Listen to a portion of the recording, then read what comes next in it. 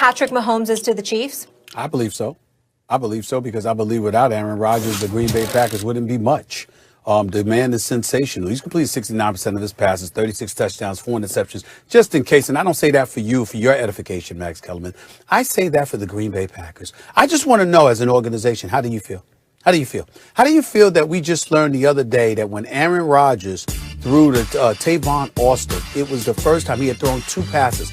It was the first time he had thrown to a first-round draft pick at the wide receiver spot in his career. I just want to know how that feels. Think about that. Let's put that in its proper perspective. Aaron Rodgers, arguably the greatest quarterback from a talent perspective, arguably the greatest quarterback we have ever seen in NFL history this side of Patrick Mahomes. Aaron Rodgers, just the other week, threw a couple of passes to Tavon Austin. Tom Brady's got over 600 passes or something in his career. I think it's over 800 to a first round wide receiver, along with a bevy of others, Drew Brees and others, Matt Ryan too. Aaron Rodgers, just the other day, after all of these years in the league, been in the league since 2005, Aaron Rodgers just the other day threw a pass to a first-round wide receiver. That is just disgraceful. You're the Green Bay Packers, and you want to draft his successor. So Aaron Rodgers has put it on the show this year, reminded us all how sensational, how much of a bad man he is. He is reminding us, he is putting it on display. And even though Aaron Jones can run the football and Devontae Adams is a stud, guess what? They ain't Tyreek Hill. They ain't Travis Kelce. And a combination of Hill, Kelsey, McCole Hardman and Sammy Watkins and those boys. Oh, with Andy Reid and Eric Bieniemy. Oh, no, it's a different animal. Aaron Rodgers is working with considerably less. No disrespect to those brothers, Devontae Adams and Aaron Jones, because they could play.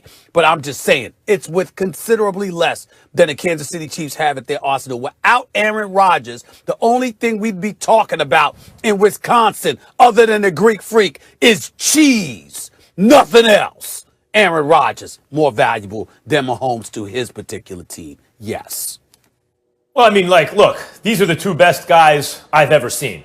I think if I have to choose between them, I think the edge goes to Mahomes. I'm not saying it's not close. Aaron Rodgers can do just like, if you want to say, what can Mahomes do that Aaron Rodgers can't do? Aaron Rodgers can do all the stuff Mahomes can do. Mahomes looks a little bit stronger than Rodgers physically.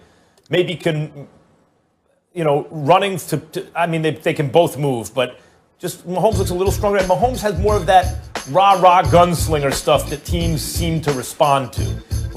With Rodgers, is there tension between this guy and Rodgers? What about Favre and Rodgers, right, coming in?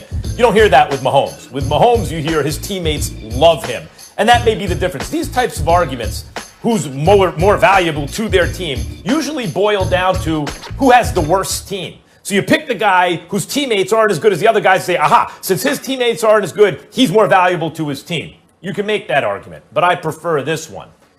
When you have a great team around you, what quarterback gives you the premium over everyone else? Not only making all the plays and messing up less than anyone else, not turning the ball over. I mean, look at Patrick Mahomes' touchdown to interception ratio for his career, let alone this year. But making all the special plays, right? Who can do that when it matters most? Rodgers been in the league a long time, been on some great teams, has 1 Super Bowl win for it, which is great. And his team has let him down, his franchise has let him down in terms of surrounding him with the best talent. Mahomes came in the league. It's not his fault he had great teammates. But Stephen A., 50 touchdowns, 12 interceptions, MVP, lost in the AFC Championship game because they took the win away and wouldn't let him touch the ball again. So he comes back the next year and wins Super Bowl MVP, improves his touchdown-interception ratio, does it again this year, improves touchdown-interception ratio again, hasn't gotten to the playoffs yet. But Stephen A., in the playoffs for his career, he's 3-1, should be 4-0 because of the AFC Championship game I just mentioned, right? Or is it 5-1 now? At any rate, what is it? How many touchdowns to 0 interceptions? He's even better when you need him most. You can't say anyone's more valuable to their team than Mahomes is to his. Max, work with me here for a second. Work with me here for a second. Who's the offensive coordinator for the Green Bay Packers? You have an answer? What's the point?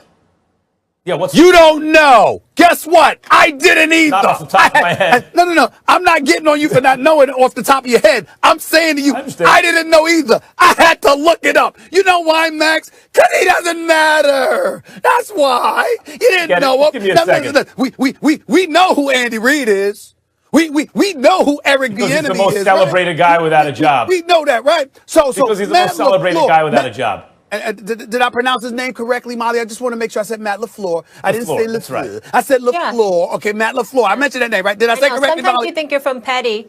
All right. No, Yes. Listen. Now listen. Matt LaFleur is 22-6 as the head coach. Did you know what his job was before he got to Green Bay? It was as the offensive coordinator for the Tennessee Titans. So forgive me, Max. I took the liberty looking up, with his last job before he was a head coach.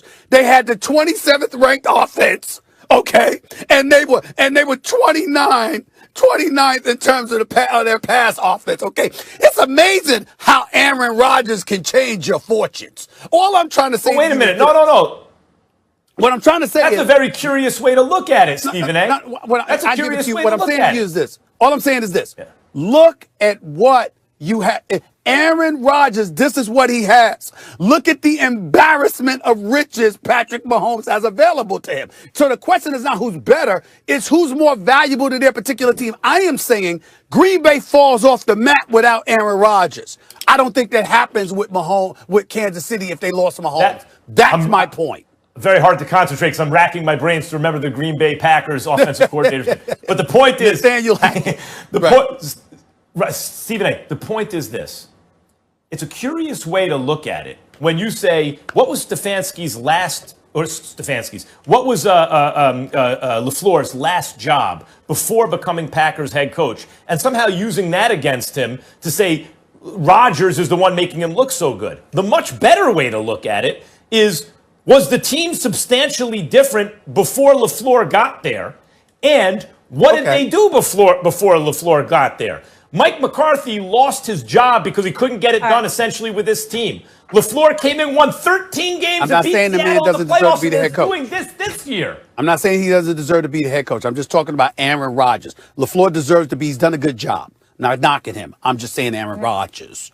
Remember that, brother. He's something special. Chiefs first in points per game, and the Packers are second. Mahomes is first in QBR. Rodgers is second. Let's keep it out all day on ESPN and last night that he has done this before.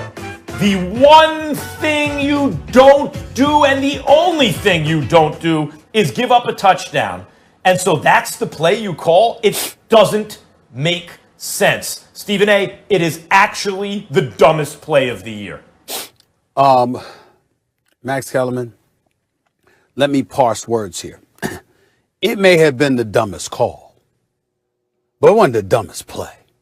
The dumbest play was by the Atlanta Falcons on September 20th at Jerry World. That was the dumbest play. This onside kick by Zerline, it's not one, not two, not three, not four, not five, six different Atlanta Falcons are standing around the ball for an onside kick and literally waiting for that, treating it like it was I don't even know what to say. It's treating it like it was a punt. Okay, and they were like waiting for the ball to hit. And I understand they had to get to the 45-yard line. I get all of that.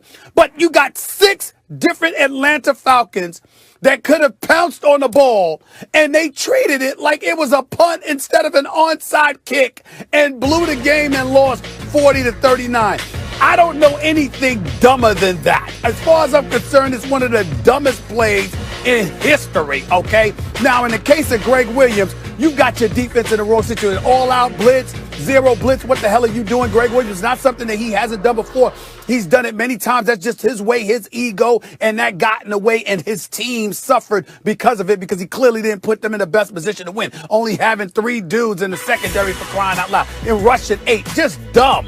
We get all of that. We understand that on the part of Greg Williams. But when that still doesn't eclipse 6 different dudes, and your only assignment is to pounce on the football. That's it. You ain't got to cover nobody. All right? You don't have to sit up there and worry about